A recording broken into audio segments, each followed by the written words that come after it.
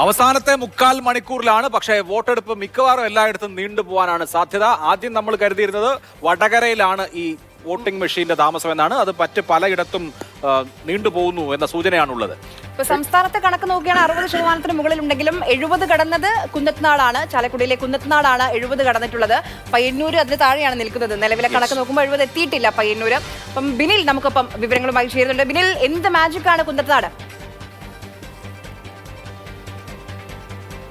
കുന്നത്നാട് ഒരു മാജിക് തന്നെയാണ്. കാരണം അവിടെ 3 മുന്നണികളും വളരെ ശക്തമായ പോരാട്ടമാണ്. പ്രത്യേകിച്ച് 2020യുടെ ഒരു രംഗപ്രവേശം തന്നെയാണ് കുന്നത്നാടിനെ ഇത്തരത്തിൽ സജീവമാക്കിയിരിക്കുന്നതെന്ന് തന്നെ നമുക്ക് പറയാം.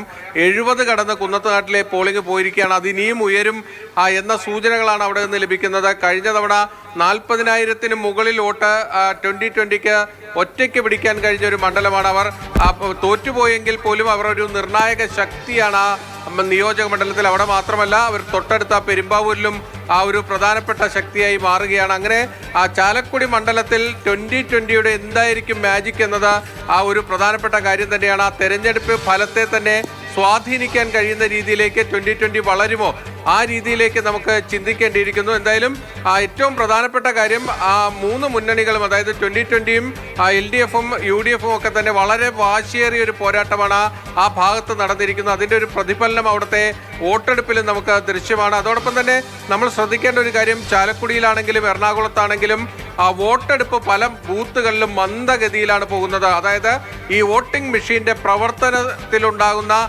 താമസമാണ് ഏറ്റവും പ്രധാനപ്പെട്ട കാര്യം. അതായത് ഒരു വ്യക്തി വോട്ട് രേഖപ്പെടുത്തി കഴിഞ്ഞാൽ ആ വോട്ടിന്റെ വോട്ടിംഗ് മെഷീനിൽ രേഖപ്പെടുത്തി കഴിഞ്ഞാൽ അതിന്റെ ബീപ്പ് ശബ്ദം വരുന്നതിന് വീണ്ടും കൂടുതൽ സമയമെടുക്കുന്നു. പലയിടത്തും 1 മിനിറ്റ് വരെ അതിന് കാത്തു നിൽക്കേണ്ടി വരുന്നുവെന്ന് പല വോട്ടർമാരും പരാതിപ്പെടുന്നുണ്ട്. നമ്മൾക്ക് പല സ്ഥലത്തു നിന്നും ആളുകൾ നമ്മളെ വിളിക്കുകയും മെസ്സേജ് അയക്കുകയൊക്കെ ചെയ്യുന്നുണ്ട്. ഇപ്പോൾ ചാലക്കുടി പാർലമെന്റ് മണ്ഡലത്തിലെ 104-ാം ബൂത്തിൽ ഇതാണ് അവസ്ഥ എന്നാണ് ഒരു വോട്ടർ അറിയിച്ചിരിക്കുന്നത്. അതോടൊപ്പം തന്നെ പുത്തൻവേലിക്കര പഞ്ചായത്തിലെ 29-30, അതായത് എറണാകുളം മണ്ഡലത്തിലെ പറവൂർ നിയോജക മണ്ഡലത്തിൽ ഉൾപ്പെട്ട ബൂത്താണ്. അവിടെയും നീണ്ട ക്യൂ ആണ്. അതിൻ്റെ ഒക്കെ കാരണമായി ഈ വോട്ടർമാരൊക്കെ ചൂണ്ടിക്കാണിക്കുന്നത് ഈ വോട്ടിംഗ് മെഷീന്റെ പ്രവർത്തനത്തിലുണ്ടാകുന്ന കാലതാമസമാണ്. അതുകൊണ്ട് തന്നെ ഇത് അവസാന നിമിഷങ്ങളിലേക്ക് ഈ വോട്ടെടുപ്പ് പോവുകയാണ്. ഇനി അധികം സമയമില്ല, ഏതാണ്ട് 35 മിനിറ്റ് മാത്രമാണ് ഇനി ആ വോട്ടെടുപ്പ് ഔദ്യോഗികമായി പൂർത്തീകരിക്കാനുള്ളത്. പക്ഷേ ആ സമയവും കഴിഞ്ഞ് പലയിടത്തും വലിയ ക്യൂകൾ ഉണ്ടാകാനുള്ള സാധ്യതയുണ്ട്. പ്രത്യേകിച്ച് ഈ വോട്ടിംഗ് മെഷീനുമായി ബന്ധപ്പെട്ട പ്രശ്നങ്ങൾ തന്നെയാണ് എല്ലായിടത്തും ഉയർന്നു വരുന്നത്. കേരളത്തിലെ മൊത്തം 5.4-നുള്ള കണക്ക് വന്നിട്ടുണ്ട്. 64.73% ഏറ്റവും പുതിയ കണക്ക്. 65% എത്തുന്നു എന്നുള്ളത് നേരത്തെ പറഞ്ഞ വലിയ ആശങ്കകൾക്കൊന്നും വലിയ അടിസ്ഥാനമൊന്നുമില്ല. ഇതുപോലെ ക്യൂവിൽ ആളുകൾ ബാക്കി നിൽക്കുകയാണ് എങ്കിൽ, പലയിടത്തും മൊത്തം വോട്ടിനേക്കാൾ കൂടുതൽ ആളുകൾ ഇനിയും കാത്തു നിൽക്കുന്നുവെങ്കിൽ കഴിഞ്ഞ തവണത്തെ കണക്കുകളിലേക്ക് തന്നെ എത്തിയേക്കും. പക്ഷേ അത് എത്ര പേര് അങ്ങനെ കാത്തു നിൽക്കും എന്നുള്ളത് ഒരു പ്രശ്നമാണ്. തിരുവനന്തപുരത്ത് 62%, 63%, ആറ്റിങ്ങലിൽ 66%, കൊല്ലം 63%, പത്തനംതിട്ട 60%, മാവേലിക്കര 62%, ആലപ്പുഴ 68%, കോട്ടയം 62%, ഇടുക്കി 62%, എറണാകുളം 63%, ചാലക്കുടി 67%. രാജു, അത് കൗതുകരമായിട്ടുള്ള മാവേലിക്കരയാണ്. 63% മാത്രമാണ്, 62.29% മാവേലിക്കര നിൽക്കുന്നത്. കടുത്ത മത്സരം പ്രതീക്ഷിച്ച ഒരു മണ്ഡലം. ആർക്ക് കടന്നു കയറാൻ കഴിയും എന്നുള്ളതിൽ അഭ്യൂഹങ്ങളൊക്കെ നിലനിൽക്കുന്ന ഒരു മണ്ഡലത്തിലാണ്. പക്ഷെ അവിടെ അതിനേക്കാൾ കുറവാണ് പത്തനംതിട്ടയിൽ. 60% ഉള്ളൂ, 60.36 ഉള്ളൂ. ഒരുപക്ഷെ അനിൽ ആന്റണിയുടെ സാന്നിധ്യം കൂടെ വന്നതോടുകൂടി വലിയ ശക്തമായ പോരാട്ടം നടക്കും എന്ന് വിചാരിച്ച പത്തനംതിട്ട പൊതുവെ ഇപ്പൊ നമ്മൾ 20 മണ്ഡലം പരിഗണിച്ചാൽ ഏറ്റവും കുറവ് പോളിംഗ് ഉണ്ടാകാവുന്ന 3 മണ്ഡലങ്ങളിൽ ഒന്ന് പത്തനംതിട്ടയാണ്. തിരുവനന്തപുരം, പിന്നെ എറണാകുളത്ത് പിന്നെ ഉണ്ടാവുന്നത്. തിരുവനന്തപുരം പത്തനംതിട്ടയാണ് ഏറ്റവും കുറഞ്ഞു നിൽക്കാറ്. കാരണം വെച്ചാൽ പല ആളുകളും വിദേശത്ത്